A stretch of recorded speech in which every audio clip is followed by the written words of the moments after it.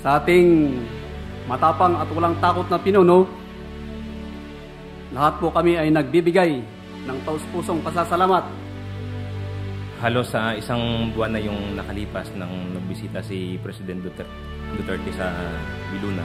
Nung hindi pa siya nagbisita doon, 4 na buwan ako nakamukmuk lang doon sa kwarto ko. Simula nung nagbisita doon si Presidente, talagang nagbagong lahat. At ito ay dahil sa isang panalangin. My presidency will take care of you. Wala kayong dapat alalahanin. Iniisa-isa niya yung mga pasyente doon. Tsaka nung lumapit siya sa akin. Yes, sir. Yun pala sana yung pagkakataon na makakaharap ko at makita ang sa personal ng isang presidente. Hindi pa nagkait pa. In the sight of the Filipino people, you are all generous.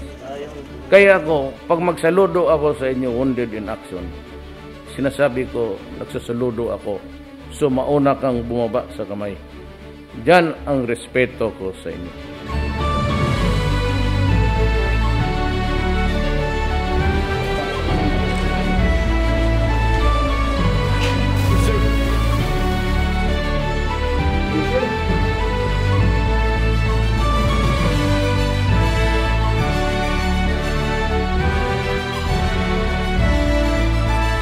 Not all Filipinos are given that rare chance to die for his country.